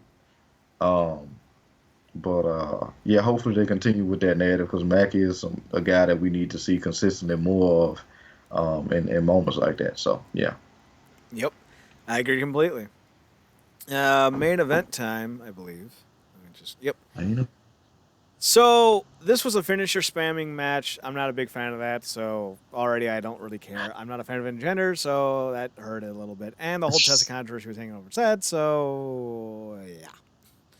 It was what it was. I'm not going to slam it too hard because, aside from my own predilections and tastes, this wasn't too bad. Tessa wins after hitting like 1,000 different finishers. She did like a top rope Canadian Destroyer, and Sammy just stood up after it. Like, what the fuck are you two doing, you stupid fucks? Sammy loses, Tessa wins. The note, we've already talked enough about her that I don't feel like it's too imperative to go into this match a lot. But she did actually say something after the pay-per-view. She spoke to the live crowd and said, quote, "Over the past 8 months, this has been my life. Sammy and OVE has been a thorn in my side, and tonight we did it. Nobody in this life is perfect. We're all human. And it doesn't matter what you say about me. It doesn't matter what you call me.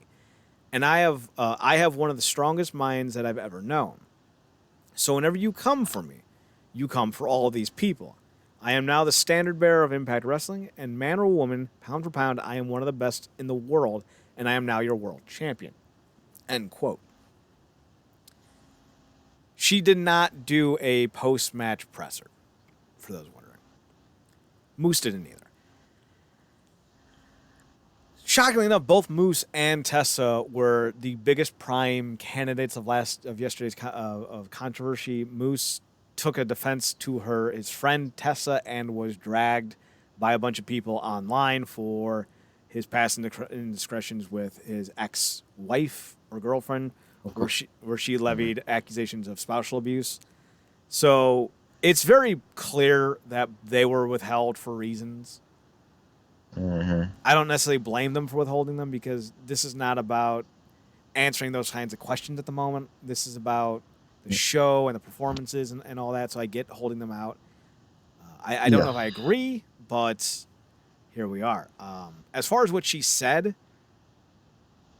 this kind of sounds like a verbal confirmation to me, although I am drastically taking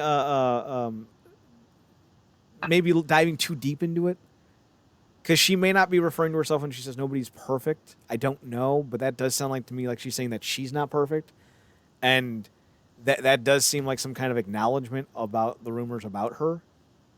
I don't know. I might be speculating way too hard, but here I am. Marcus, comments being the comments. Any thoughts? Well, first off, I mean, just looking at the match, I'm right there with you. Not the biggest fan of intergender wrestling. I appreciate it when it's done well, and I've seen it done well. Not necessarily consistently across the board every time I've seen it, but I've seen it done well, and I've seen a better version of this match, and it was the first match that they had. Because it wasn't spam finishes, and it was not something else, like I'm not a fan of. And it got so bad to the point, and maybe this has been just because she's been using more, but I forgot that DDT was her actual finisher because of how many times she did the Magnum. So for her to win, I actually did like that she went back to old hat, if you will, and beat him with that, of course, after a super and I think then a regular destroyer, again, bastardized. But yeah, so the match was what it was. And at least the fans were behind her. That was the point, because you would hate to get to this moment and the crowd be dead. As far as her comments go, like you, it kind of feels like she maybe conceded to something without actually outright saying it. And maybe in hindsight going forward, even if we never get into details, this may have been a humbling moment for her, because maybe she was getting to the point where she, like a lot of people do, kind of buying into their own hype and feeling like they're untouchable. And then something like this comes up and you realize that while, very much having a high self-esteem about yourself, don't ever think that you can't be knocked off whatever pedestal you or somebody else put you on, right? Mm-hmm. So, maybe help her going forward. But, yeah, I mean, maybe they were smart to keep them from the presses, because obviously if they ask Taya, what they're going to go for with Moose and her specifically. And after the match, she had all that emotion and coming off of just everything. She might not be the best person to be talking about that and right then. So, yeah, and they do need to focus on the show. And it was a good show, like we said. Obviously, our favorite match did not end the show. But like I said, they've been building towards that for 8 months. At least they committed, which is more than I can say a lot of times in other wrestling companies that we see. So, yeah, it happened. At least she did address the crowd afterwards, because she could have just took it and went back to the hotel or whatever. So, some notes from Mike Johnson, the PW Insider. As far as Brian Cage not working the match, we were wrong on both accounts. He has a torn bicep. So that's why he didn't work the match. It wasn't because they wanted to do him a solid. It wasn't because he was playing hardball.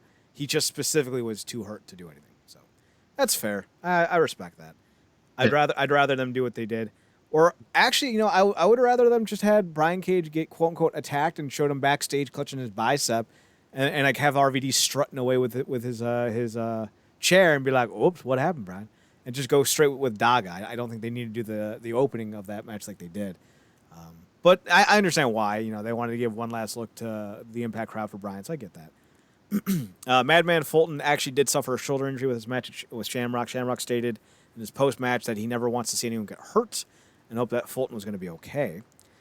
Ace Austin stated that he may have had an injury to his eardrum. Trey Miguel does not give a single fuck. Rich Swann had his foot and ankle wrapped all the way down to his knee, all the way below his knee. So it seems like his ankle injury is a very bad sprain. So that would not be a good thing. He'll probably be out a few weeks if that's the case.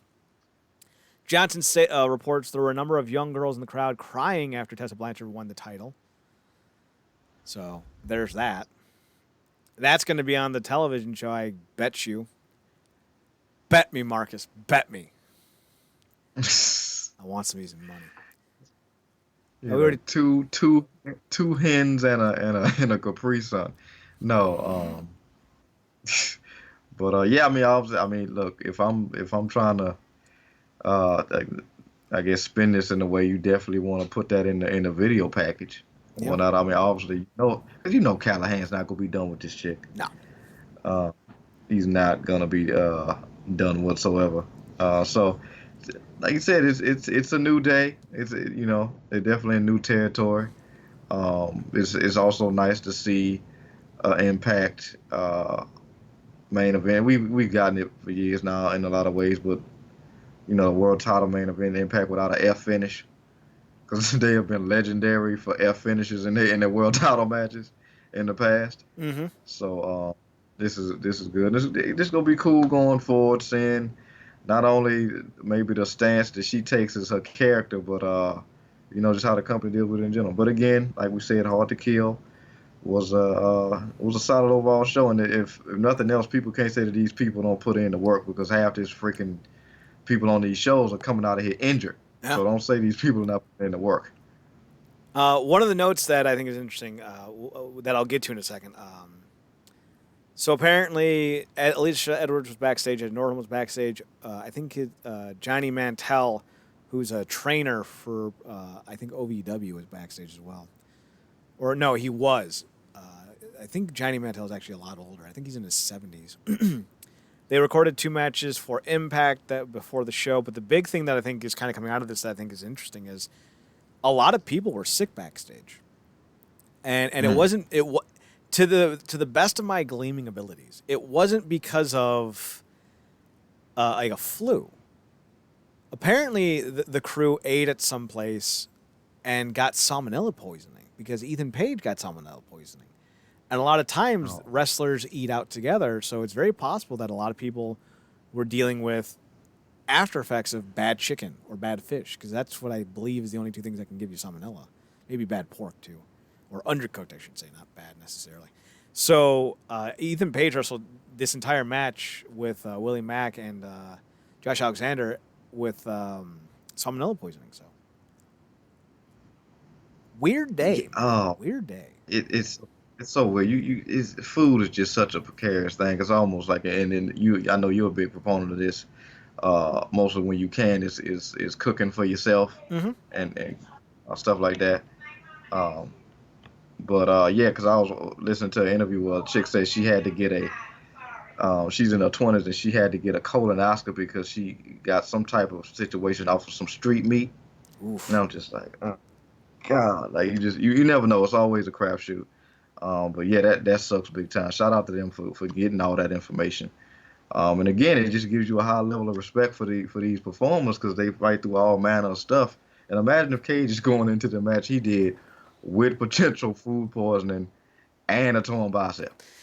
Yeah, that would be unfun for everyone involved. That would not be good. That sucks. And with the vicinity, the level of closeness all these guys keep, it's hard to like, oh, they don't give me nothing. It's like, too late. we took the same car. So that sucks. But it's I guess it comes with the territory, unfortunately. But maybe everybody kind of gets on their food service thing in the coming months, so they don't have to go through that. At least know where you're going. Like find places locally that you trust, because they revisit a lot of places, so this shouldn't happen. Yeah, and aren't they getting ready to go to Mexico again? Oh God, I think so. That's not good. Ethan Page does name the place he ate at, so if you want to find out who to avoid, go to Ethan Page's Twitter account. I would name it. I just don't remember it. Like they won't be getting a shining Yelp review. Nope. Also, apparently, there was a lot of travel issues for talents for this weekend show due to storms. Apparently, Rohit Raju missed the show due to storms in his area. I think he's from Canada. So I don't know if he was supposed to be at the show for any specific reason. Maybe he was supposed to be on the Impact. That would make sense to have him a part of one of the Impact matches that they recorded. So I don't know if he got to the show in time. I don't remember seeing his name. Let me double check. Maybe he was at the show. I just want to clarify. Reno Scum. Oh, the Desi Hit Squad was there. Okay, so Rohit did make the show. Okay, never mind. So Rohit was there, so travel issues abound. Last thing I want to talk about before we sign off for the night, Marcus, is the news about Marty Scurll. I don't know if you heard this. Marty Scurll signed a new deal with Ring of Honor. That is, as I was told, upper mid-card WWE money. So you're looking at $300,000 to $500,000 a year. And they gave him a role in creative. Oh, he's also now the lead booker. Well, damn. Firstly, I want to say this. I am against wrestlers booking themselves to win titles. Now I want to say the first thing Marty Scurll should do is book himself to win the title.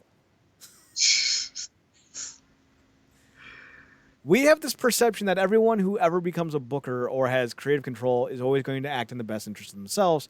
But the thing with pro wrestling is you make more money when the company's healthy, and the company's healthy when you have talent on top that draw ratings. Marty, book yourself to be champion, bro. When someone else comes along that's deserving, drop the belt. But right now, PCO ain't it, guy. He ain't it. Yeah, I mean, you said it perfectly. First off, that is a sweet deal, even though there's a lot of leg work to be done in Ring of Honor, and maybe that's the reason, right? Like maybe he's one of those guys like the lovely who that was, Kelly Klein. Mm-hmm. That really, I mean, she really got shafted by the company, but she always made it a point to talk about how much she loved the company and loved, trying to, do good and keep the company on the map and momentum and support, people on the roster. And maybe he's another one of those individuals. And maybe he was kind of waning and getting ready to leave. And they offered him that type of deal because they also realized that they're hemorrhaging to a certain aspect. And, yeah, I mean, look, when you give somebody that type of money and you give them, a hand to kind of wave the wand, if you will, I feel like that would be a Pope euphemism. But, yeah, I mean, you can't really pass that up. Now, he should definitely put himself in position to be the champion, while also, I'm guessing he could be pulling double duty there and in NWA, hopefully. The rumors or allegations regarding his contract state that he's allowed to work indies and he'll still be allowed to do his run with NWA. Now, it didn't clarify if he's allowed to work with NWA going forward or just until the logical conclusion of his appearance, which would be a match with Aldis for the title. It would behoove Ring of Honor, truly behoove them, to be on good grounds with the NWA. Because they don't have good grounds with anyone else. Not Impact, not New Japan, not AEW, certainly not WWE. So Ring of Honor could really use a working partnership with the NWA. Because working partnerships are just good for everyone. So here's hoping. Yeah. Here's hoping. I can already see the DMs and notifications this guy's gotten from AEW stands. Are you stupid? You could have went to AEW with Cody now. You gonna sign with Ring of Honor? You already in the NWA. We let you slide with that. Because they did. That's exactly what they're thinking. We let you in the NWA. We let you breathe. Don't ever forget who butters your bread. It's us. Oh man. There are some kooky people. So, thoughts on this? No, man, I just congrats to Score, man. He has leverage and it's got everything to do with the level of attention and respectability that he's built up as not only the performer but specifically as that character, and the value that he's brought to that company, and certainly in the avenue that I think a lot of times they've undervalued him, and now they have no choice. And they've put the power in his corner, and hopefully he's able to not only put himself in a good position, but other people as well to kind of, like you said, put them that company garner them some momentum because they are dead last right now in terms of the wrestling standings. Mm-hmm. You know, I think MLW is far ahead of them, and I don't even watch a lot of them. I oftentimes have to go off of what you tell me, but yeah, they're dead last right now. So they need to they pull a move like this, and hopefully this could be one, hopefully of several moves. One of which they need to get rid of that bully guy. Hint, hint. But yeah. Hint, hint, wink, wink. Here's hoping. Here's hoping this turns out well because Marty Scurll is kind of. I don't want to say he's an unproven commodity because I think he has done some work as a backstage guy in the UK. I think he has a lot of good standing there. The one thing that I think is very important to note is that for a time he was part of Wrestle Talk TV as their host when they were on TV.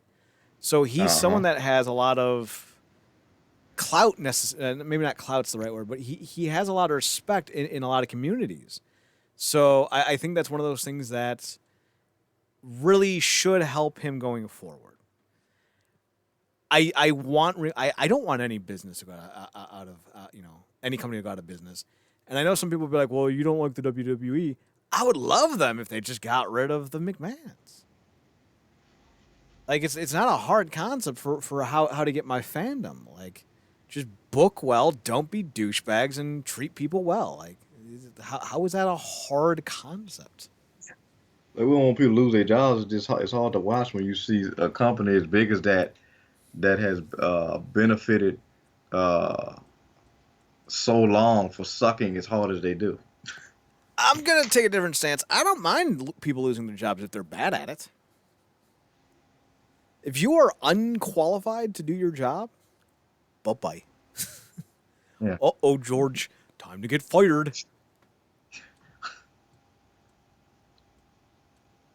So, that's my general thoughts on this entire situation. Looking forward to seeing what's next. Marcus, by the by, trying to think of what the damn thing is. There's a free streaming service I've told you about before. I think it's like Tubi. Don't quote me. They have Lucha Underground on there, but they've also found a lot of other stuff on there that, oh, holy shit, I'm watching Ring of Honor. How is that even possible? Yeah. So I don't have any cable in my room or anything like that. So if I have something on, it's one of the antenna television shows. And apparently this network called Charge is airing Ring of Honor right now. It looks like Jonathan Grisham, although I don't remember Grisham having beard. Did Grisham gain weight, like muscles? Because he looks a lot thicker than I remember. He's wrestling Alex Shelley. Huh. Look at that. Jay Lethal's at ringside with the world title? What? How old is this? How old is this episode? Oh, that's funny as shit. It's his final battle Fallout, but I don't remember Jay winning the belt, and I don't remember Shelley looking.